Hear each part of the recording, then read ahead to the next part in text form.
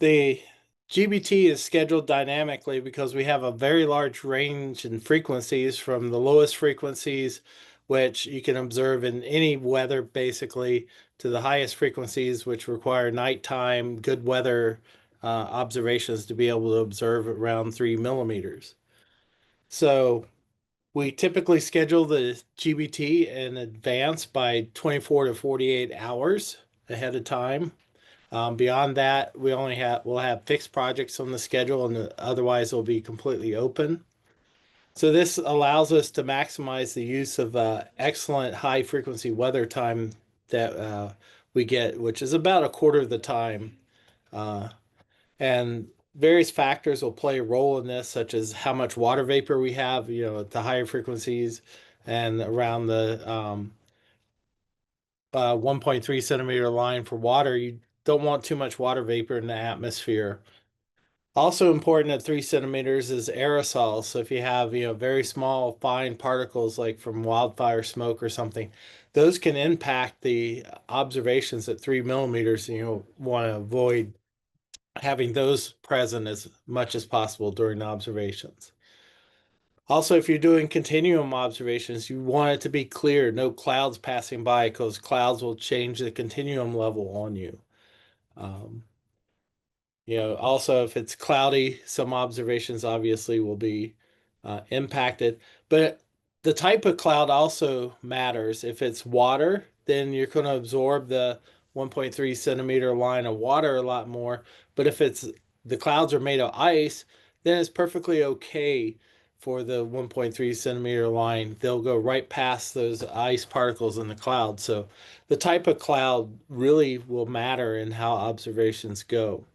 I've actually seen it go observations around 15 gigahertz where you couldn't hardly see anything to crystal clear in a matter of seconds because it changed from heavy rain to heavy snow. As soon as we got that ice, you could see through the atmosphere again. So um, we typically have plots available to observers which show the various weather conditions. Um, Show you how to get to these soon. So places where you see green, that is good frequencies for being able to observe. Places which are light blue to darker blue, the weather is getting a little bit worse and be tougher to observe. And then where it's red, it's suggested not that we wouldn't be observing. So this is from earlier this week. We have a couple of nights this week that looked like we could do some 3 millimeter observations. Other nights, such as Sunday night to Monday morning, there at the end of the graph, where you wouldn't be able to do any. So where you would log into the DSS is at this link, dss.gb.nrio.edu. Your page will look like this, and you're going to, when you create a PST account to submit, this is the proposal submission tool to submit a proposal, you will actually use the same system to log into the DSS, same password, same username. So that way it's not duplicate. We actually share the database for the accounts between the proposal tool and the DSS. Just one word of note, a lot of people confuse this with your Linux or Windows computing account. It's not the same account name or password. So once you log in, you'll have a profile page. This is an example of mine from a few years ago. Uh, at the top of the page, there's a bunch of useful links. So you can actually pull up what the current GBT schedule is. Um, the weather forecast that I showed you, that plot, you can get to it through the weather link there. If you want to submit comments about your observing experience, there's a link for that. You can get to the help desk through this link. You can also get to the documentation for the DSS through there. And then there's a home link, which brings you back to this page. And of course, there's a logout button also. There's a place where you can change your preferences. This will change in both the proposal submission tool and in the DSS if you click that link. Also below, you have a list of all your active projects on the DSS and links to their project pages. We'll get to project pages in a little while. And then over here on the right, you'll see all of your upcoming scheduled observations. Sometimes this area over on the right does not show up at the top or show up on the right of the page. It shows up at the very bottom. And it's just the way the web page is rendered. And if you change your font size, either increasing or decreasing it, you'll see it either appear on the right or at the bottom of the page. So that's just a quirk of the system that we're using to generate these web pages. Um, Besides your name up at the top, there's a iCal link. You can use this to link your GBT observing schedules to your favorite calendar so you can get reminders that way. If we scroll on down the page, there'll be more information that you can see. You'll have a list of dates of when you're visiting Green Bank. So people who visit Green Bank will get a boost in their ability to be scheduled on the GBT. They'll get a little higher score in our system because they're visiting. You'll also have an area where you have your contact information. It's very important to keep this up to date. So if something happens during observing and an operator needs to call you and let you know, hey, this is going on, they're going to look at this area to find either your email or a phone number to be able to contact you. So it's very important to keep that up to date. So over on the right side is all your static information. This is kind of semi-permanent. That's shared with the proposal submission tool. And then if you have dynamic information, say, I'm going to be at my friend's for the weekend, and here's the number to reach me for this weekend, you can put it over here on the dynamic side of your contact information rather than having it be permanent. And then, like I said, you want to keep your contact information as up to date as possible. Then down below, you'll have, besides the list of active projects, which could be scheduled, you'll have your list of projects that have been completed or closed and they're not being considered for scheduling anymore. But it allows you to go through and look at those project pages and see, times when you were scheduled and various things. And so if you're not able to observe, you'd go to this part, the blackout dates section, to enter the information when you couldn't observe. You'd click the add link there. That will take you to a page that looks like this. You can repeat entries both weekly and monthly. Unfortunately, for some unknown reason, the daily repeat didn't occur. And so if you want something daily, you have to create 7 of them that repeat, and then more often, like every week, if you have a daily occurrence of something that goes on for several weeks. One note is if you have many repeating short periods where you can't observe, this could have a significant impact on when your proposal could be scheduled. We've had instances where someone had choir practice for an hour every day, and unfortunately, they needed a very long observation. So any time that their source was visible during their choir practice, they couldn't be scheduled because they weren't available to observe. And this actually kept them from being able to observe for many months until the Earth rotated enough that their source was visible outside of choir practice for the whole time.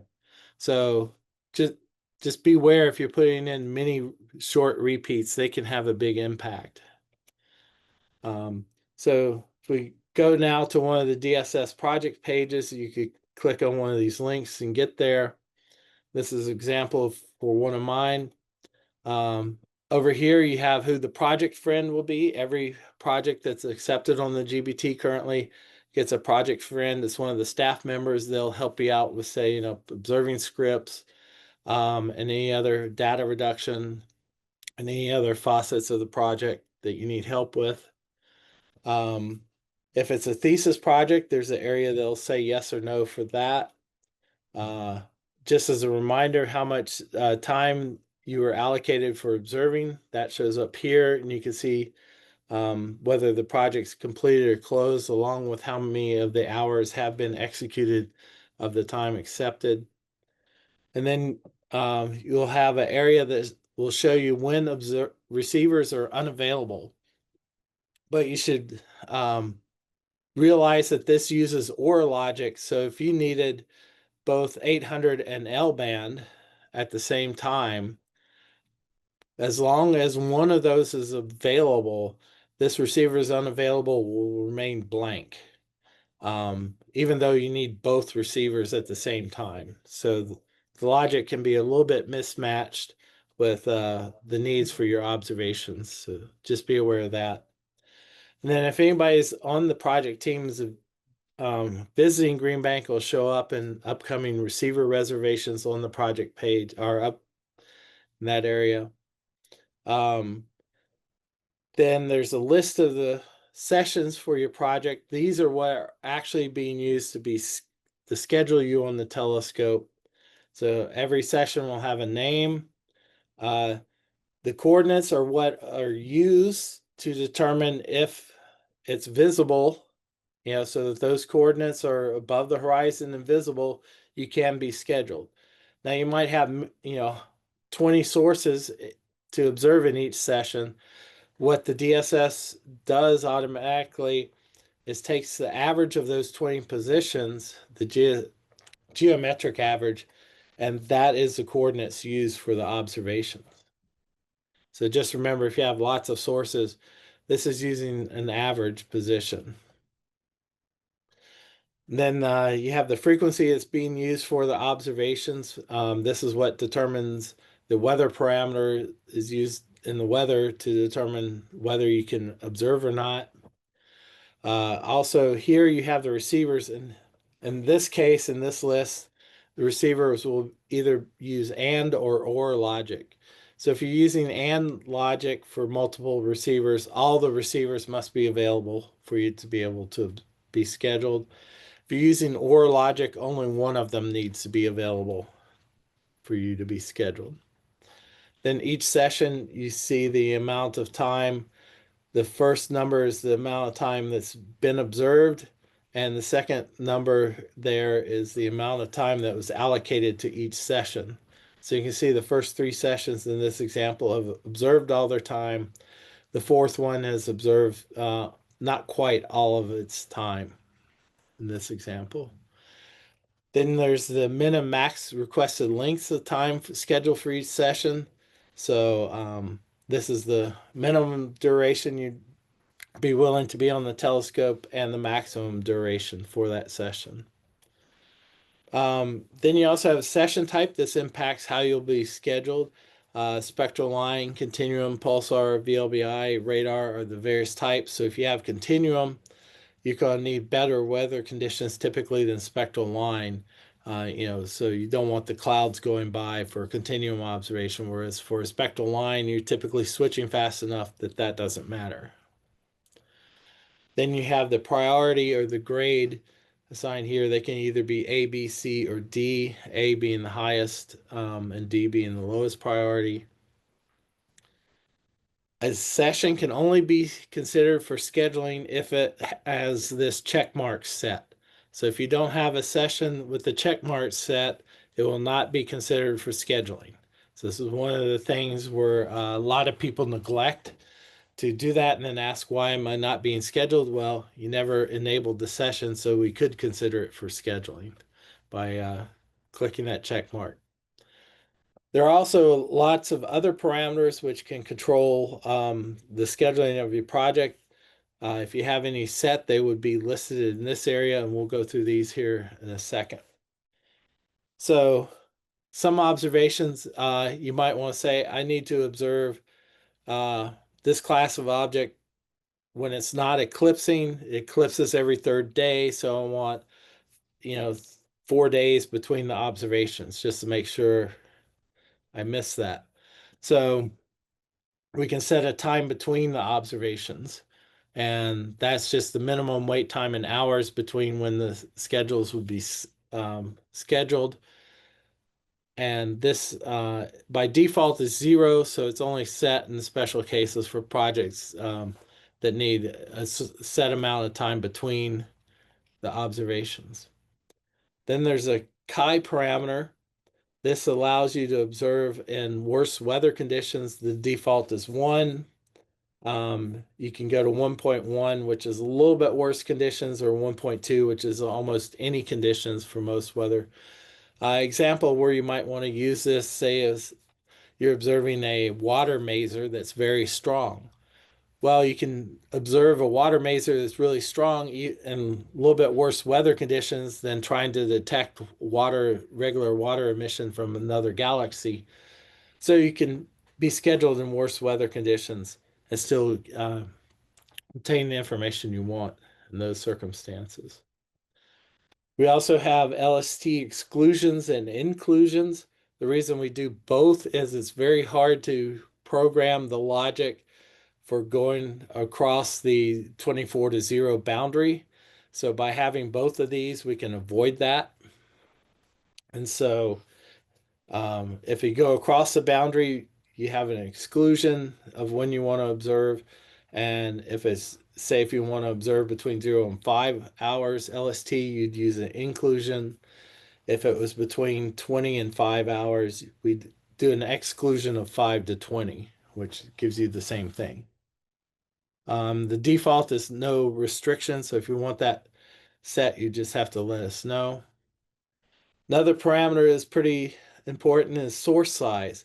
If you're observing a point source, you have to observe in lower winds before the telescope starts jittering and moves the source off the center of the beam and starts impacting your ability to calibrate your data. If you have an extended source, though, and you know the emission's coming from almost all that extended source, you can put in the source size and you can stand higher winds in your observing. And that, since this will allow you to observe in more weather conditions uh, based on your source, whether it's a point source or extended. We also have what's called a tracking error threshold. And so typically we assume that you don't want calibration errors more than 10%. But if you're willing to accept, say 30% calibration errors, you're just trying to make a detection. Does this source exist, or does this spectral line exist in this source? Um, then you can tolerate those larger errors, and we can increase the tracking error threshold, and you can also observe in higher winds using that. There's also an elevation limit. At lower frequencies, a lot of sources you can observe to pretty low elevations, but at 3 millimeters, you don't want to be observing typically underneath 30 degrees elevation because you're starting to look through more than 2 atmospheres, and you get a lot of opacity at those lower limits. So each receiver has its own default, but you might want to set a different default.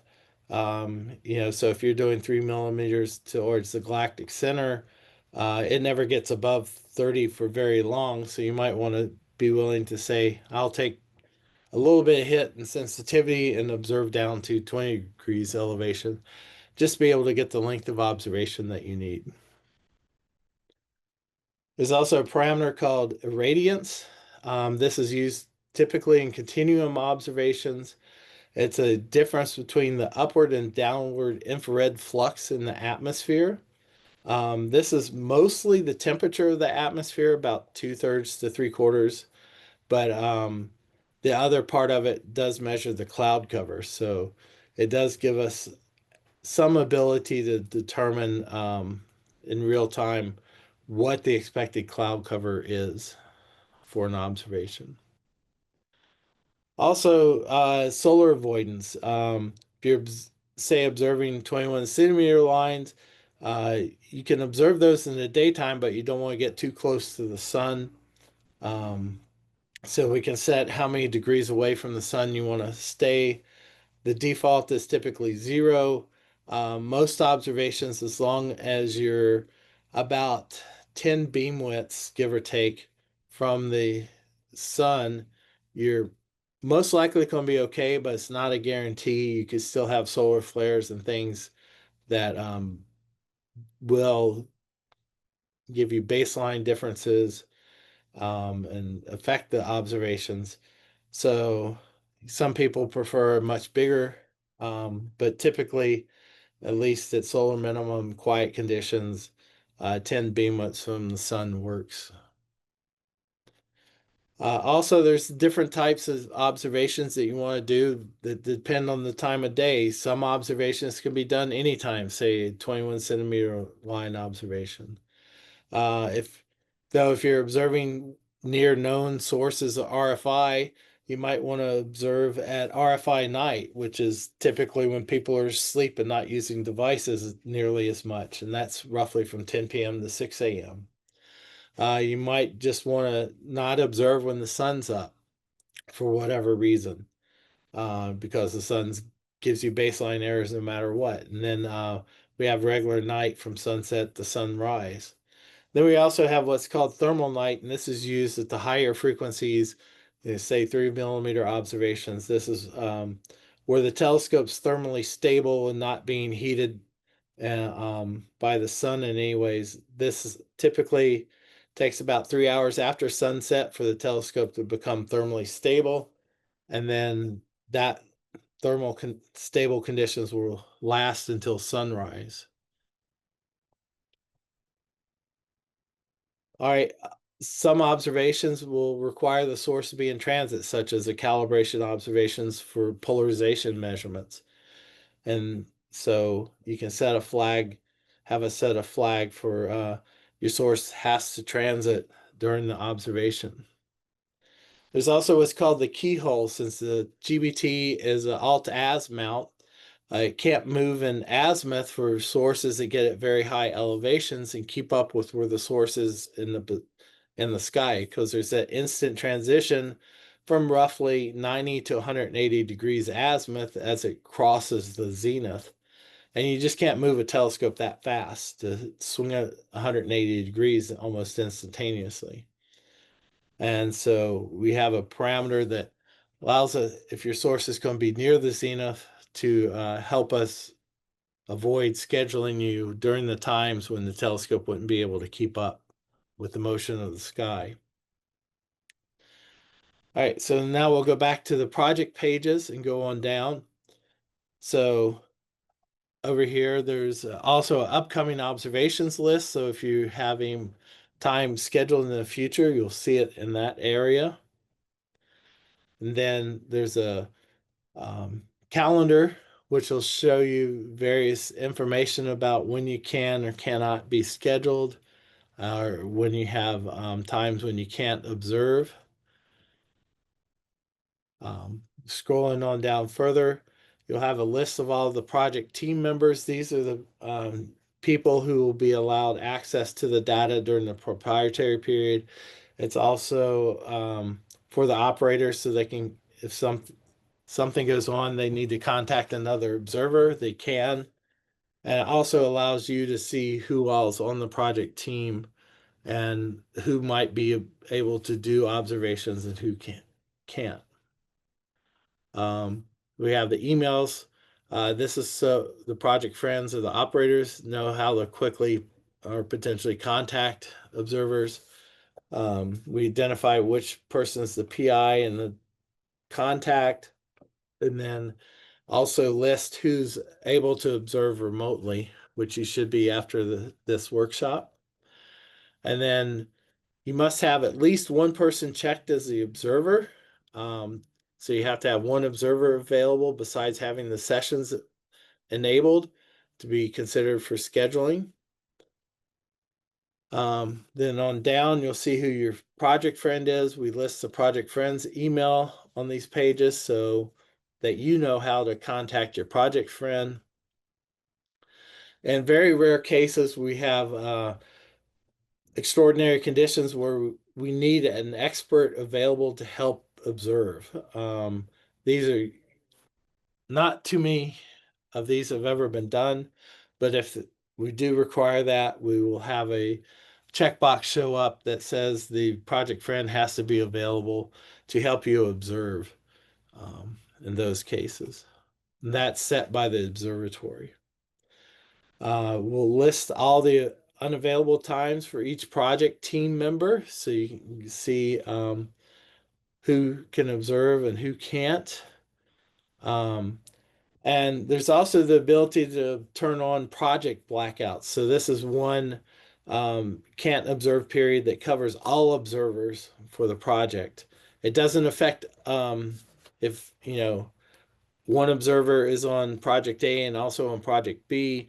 Saying project blackout for A doesn't mean that this allows the observer on project B to also be available for project B, but to not schedule project A. So this acts over just this project and supersedes all the observers' availability. Then below that, we'll have a list of all the telescope observing periods that have been completed so you can see when you were scheduled, um, how long you were scheduled, how many of the hours were actually charged to the project. So you can see in this example, the top line, we were scheduled for 3 hours, but none of the time was billed. There was a problem with the observations of the telescope, and none of the data were useful, and so your time wasn't charged.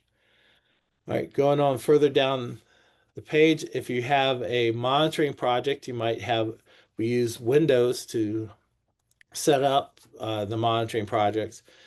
And this is a period of time, say typically a week long window, when your project will be considered for scheduling, and you'll be scheduled sometime within that 1 week. You don't exactly know when, but it guarantees that you get the rough monitoring period. So for each window, you'll have a session, the start and end date for that window, how long the observing time would be in that window. In this case, it's 1 hour for that first session. How much time has been billed to the window, and whether it's the observations that have been completed or not. In this example, they have not yet been scheduled.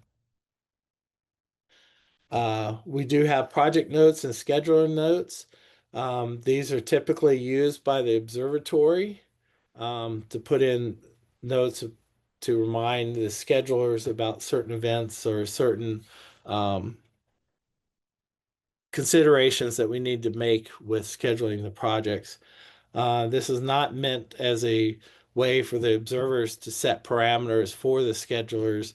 It's more for the schedulers to make notes for themselves. Yeah, we also include the abstract and the disposition of the project once the TAC has gone through. This is a good way to remind you of what has been put into these inform and also the project friend, so that they might know any constraints that have been put on the project, say by the TAC for observations. Now, if you want to make any changes to the DSS, we're happy to work with you to make those changes, to add any of those parameters that say check the keyhole or set LST range inclusion or anything like that. We're also happy to help you add a new person to the project team list. People come and go on projects.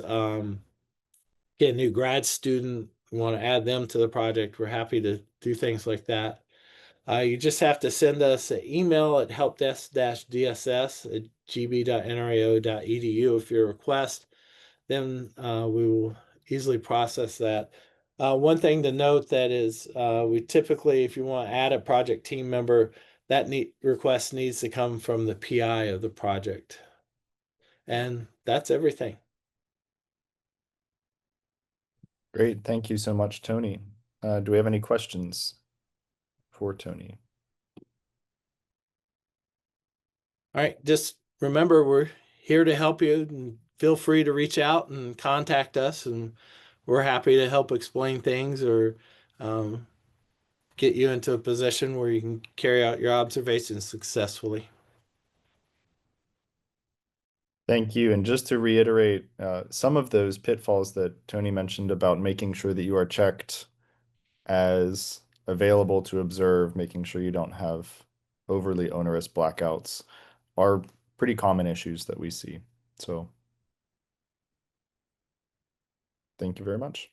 All right. Hope everyone has good luck with their observations tonight.